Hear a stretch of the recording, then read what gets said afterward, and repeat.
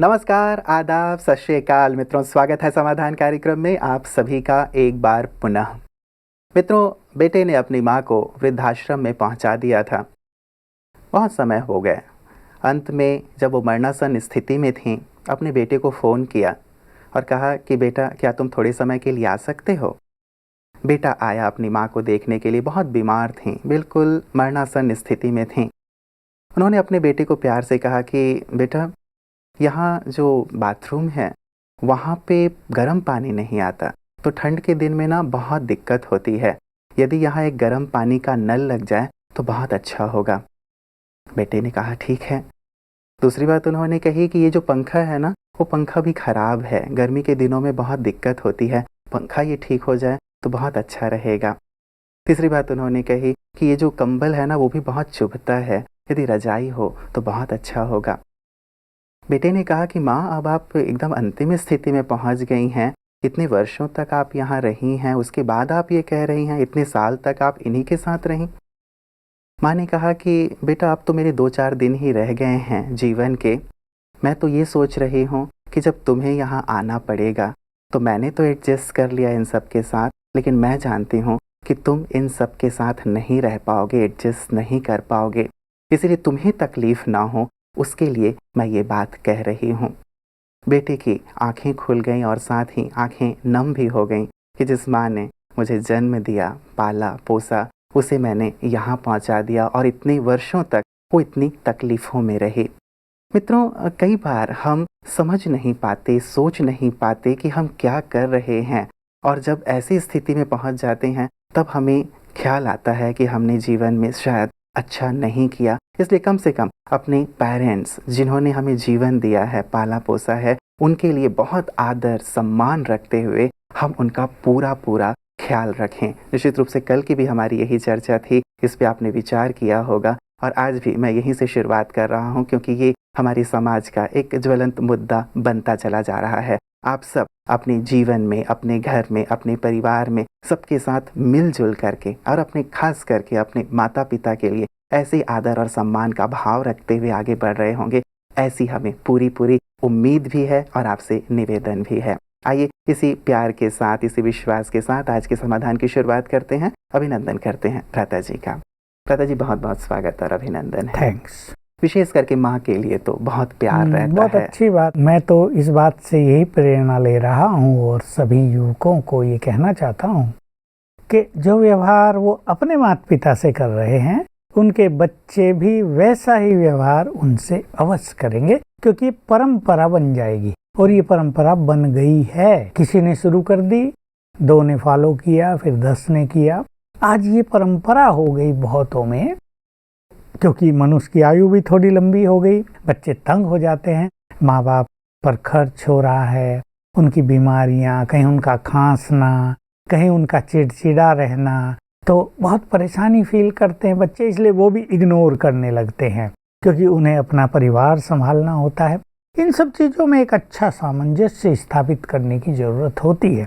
बुजुर्गों को भी चाहिए वो अपनी मनोस्थिति को अच्छा रखे। बीमारी तो आ जाती हैं, आती हैं बुजुर्ग होने पर, लेकिन वो मनोस्थिति को जितना अच्छा रखेंगे, उनके बच्चे और उनके पोतरे उन्हें प्यार देंगे, उनकी सेवा करेंगे और बहुत अच्छा वातावरण बना रखेगा। तो मैं यहाँ केवल युवकों को दोष नहीं दे रहा हूँ, बड़े बुजुर्ग भी अंत तक जाते जाते इरिटेट रहने लगते हैं, गुस्सा करने लगते हैं और बच्चों से कुछ ज़्यादा ही एक्सपेक्ट करने लगते हैं। अब बच्चों को नौकरी भी करनी, उन्हें परिवार भी संभालना है, हो सकता है वहाँ भी उनकी जिम्मेदारी हो, टेंशन वहाँ भी हो, वहाँ वो टेंशन में रहें, घर में आए तो माँ बाप का टेंशन देखें। तो थोड़ा सा बुजुर्गों को भी रिलैक्स और महान बनकर रहना चाहिए। बल्कि कितना अच्छा हो, बहुत परिवारों में ये है कि माँ पोतरों को संभाल रही है सारे, और बच्चे और उसकी पत्नी अच्छी सर्विस में है, जॉब में है, वो अच्छा कमा कर ला रहे हैं, सारा परिवार बहुत सुखी है, वो भी आनंदित हैं छोटे बच्चों के साथ दोनों, और ये भी मुक्त हैं उनकी चींची पोपों से, ये भी स्ट्रेस फ्री हैं, तो बहुत अच्छा रहता है। तो मैं देखता हूँ कई परिवारों में उन्होंने आदर्श स्थापित किया है, खुद बहुत रिलैक्स रहते हैं बड़े, और बच्चों कहते हैं हाँ तुम काम करो अच्छा, अपने को आगे बढ़ाओ, हम घर संभालते रहेंगे। इवन बुजुर्ग जो माँ है वो भोजन भी बना के रखती है, चाय भी रखती है, जब वो आते हैं तो इससे क्या प्यार बना रहता है, सम्मान बना रहता है। तो ऐसी एक परंपरा युवक भी शुरू रखें और बड़े भी ध्यान दें। तो ये जो मनोस्थिति बिगड़ती जा रही है इसको हम संभाल सकते हैं। ऐसा कुछ नहीं कि नहीं संभाला जा सकता, क्योंकि सभी परिवारों के साथ ऐसा नहीं हो रहा है। परिवारों में बहुत अच्छा है भ्राता जी, लेकिन कहीं कहीं जब ये चीज़ें देखने में आती हैं तब ये मन में ज़रूर प्रश्न सा उठ जाता है। एक बात आपने कही भ्राता जी, बहुत अच्छी बात है, दोनों ही समझदार हों, बड़े भी अपने आप को महान बनाएं और घर का जो भी देख रेख है या संभाल है वो भी करें, चिड़चिड़े ना हो। दो तीन चीज़ें हैं भ्राता जी मैं जानना चाहूँगा। एक, अपने स्वास्थ्य, तो उस पर तो उनका कोई नियंत्रण नहीं है। दूसरा, एक जब बड़े होते हैं तो थोड़ा चिड़चिड़ापन भी स्वभावतः आ ही जाता है, जो प्राकृतिक सा लगने लगता है। तो ऐसी स्थिति में फिर बड़े कैसे अपने आप को ठीक करें? देखिए, मैं एक विशाल रूप से ये चर्चा रखना चाहता हूँ सभी दर्शकों के सामने कि मनुष्य अपने जीवन में जैसे वो हो संभाले, उसको समझ आए। मान लो 30 साल का हो गया, 35 का हो गया, 40-45 का हो गया, अब उसे अपनी लाइफ स्टाइल पर बहुत ध्यान देना चाहिए। वो शरीर में ऐसी गंदगी न भेजने लगे ताकि उसके अंदर बीमारियां बढ़ने लगे, उसके घुटने जवाब देने लगे, उसको शुगर बहुत ज़्यादा हो जाए या ब्लड प्रेशर एकदम हाई रहने लगे। इन चीज़ों का एक उचित समय पर ध्यान देना भी आवश्यक है। बहुत टेंशन में रहने लगे, बहुत क्रोध में रहने लगे तो बीपी तो बढ़ेगा ही, फिर डायबिटीज बढ़ती है, फिर कहीं हार्ट पर इफेक्ट आता है। ये ध्यान रखते हुए कि उसे एक लंबी यात्रा तय करनी है जीवन की, और फिर अपने परिवारों को भी देखना है, बच्चों को भी साथ लेना। वो 85 साल के हो जाएंगे तो बच्चे भी तो 60 के आसपास पहुंचेंगे ना। अब वो भी बुजुर्ग होने की तैयारी में हैं, उनको भी अपना परिवार है, उन्होंने बच्चों की शादी कर दी, हो सकता है उनको पोतरे हो गए हों। तो एक लाइफ स्टाइल सभी को बहुत सुंदर रखना, अपनी 35-40 वर्ष की आयु से शुरू से ही रखें तो बहुत अच्छी बात है। पर ज़्यादा ही खाने पीने का शौक है तो चलो 40 साल तक पूरा कर लें, और फिर एक सुंदर अपनी हेल्थ को स्वयं समझते हुए अपने डॉक्टर खुद बनकर क्या खाना है, क्या नहीं खाना, कैसे रहना है, वॉकिंग भी करनी है, प्रॉपर स्लीप भी लेनी है, अच्छा व्यवहार भी रखना, पीसफुल भी रहना।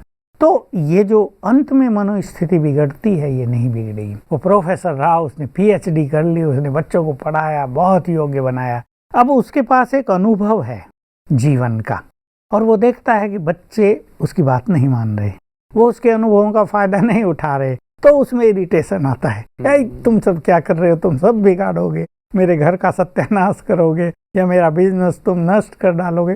तो उसकी बहुत सारी एक्सपेक्टेशंस, उसके अनुभव कहीं कहीं उसको इरिटेशन की ओर ले चलते हैं। इससे बचना चाहिए। हमने अपने जीवन के 75 साल पूर्ण कर लिए ना, अब बच्चे बड़े हैं, मैच्योर हैं, पढ़े लिखे हैं, वो समझदार हैं। अब वो 50 साल के हो गए, 40 साल के हो गए, they are mature, they are sensible, they are intellectual. अब कारोबार की सारी जिम्मेदारी मन सहित उनको सौंप कर स्वयं लाइट हो जाएं, राजयोग का अभ्यास करें, प्रभु चिंतन की ओर चलें, अपने भविष्य को सुंदर बनाएं, इस जीवन का भविष्य भी और अगले जीवन की शुरुआत को भी। विचारों में सुंदर परिवर्तन हो जाए कि बस इस झंझट में, इस उलझन में मुझे ज्यादा नहीं रहना। ऐसे नहीं मरते दम तक बच्चों पे ऑर्डर चला रहे हैं, उन्हें आदेश दे रहे हैं और भिन्न भिन्न तरह का व्यवहार कर रहे हैं, इससे माहौल बिगड़ा रहता है। 75 साल के हो गए, 70 साल के हो गए, अब बच्चों तुम अपना काम संभालो, हम अब प्रभु साधना में, उसे योग लगाने में, उसकी अनुभूति करने में लगते हैं। तो बच्चे बहुत सम्मान करेंगे, बच्चे बहुत सहयोग देंगे, उनको इरिटेशन भी नहीं होगा, गुस्सा भी नहीं आएगा, और जब मन खुश रहेगा तो हेल्दी लाइफ भी जिएंगे। बिल्कुल, मतलब हमारी जो आश्रम व्यवस्था रही है हमारी संस्कृति में, उसका पालन करना थोड़ा तो करें। 50 साल से ही कर लेते थे वानप्रस्थ, लेकिन 75 साल से तो अपने को मुक्त कर देना। जी जी जी दादा जी, लेकिन जहाँ कहीं एक बीमारी वाली बात आती है कि हम बीमार हो गए, तो अब ऐसे में हमें कहीं वृद्धाश्रम पहुंचा देना, या कहीं ये मान ली बच्चे जब बीमार हुआ करते थे तो हमने तो कभी उन्हें कहीं बाहर नहीं भेजा, हमें वृद्धाश्रम में क्यों पहुंचाया जा रहा है? हाँ, ये तो देखिए गलत है ही, पर इसमें हर एक की सिचुएशन को एग्जामिन करना पड़ेगा। अब बच्चों के पास इतना पैसा ना हो कि फादर के हार्ट के लिए लाखों रुपए खर्च करने हैं, अब बेचारा कहाँ से कर्ज ले, उसकी मान लो छोटी नौकरी है, उसका अपना परिवार है, उसको अपने बच्चों को पढ़ाना है। माँ बाप का जैसा कि हमने चर्चा की व्यवहार अच्छा नहीं है, उनके कारण घर का वातावरण भारी हो रहा है या इनकी मनोस्थिति बिगड़ रही है, तो कई तो ये सोचेंगे भाई इन्हें वहाँ रख दो, चलो पैसा हम देंगे, कम से कम घर में तो शांति रहेगी। और किसी को ये रहता है कि वहाँ बहुत अच्छी ट्रीटमेंट होगी, वहाँ सब व्यवस्थाएं हैं, पैसा हम देते रहेंगे, इनका अच्छा जीवन हो जाएगा, फिर हम इन्हें वापस ले आएंगे।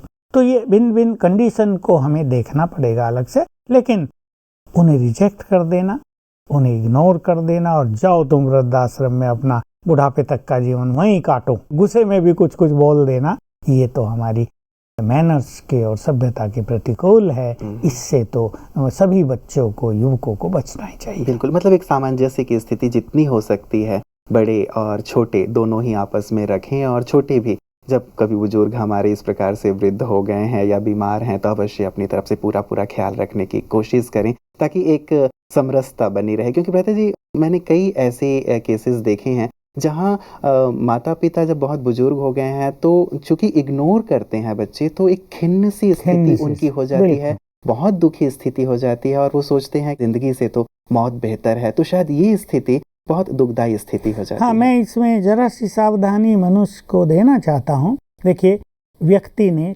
टेंशन ली अपने बच्चों के लिए जी। इनके लिए भाई मुझे सब कुछ करना है, अच्छा कमाना है, अच्छा बिजनेस बनाना है, अच्छा घर बना देना, वो टेंशन में रहे। वो टेंशन का इफेक्ट दो रूप में आ गया, बीपी हाई होने लगा और हार्ट के पेशेंट बन गए।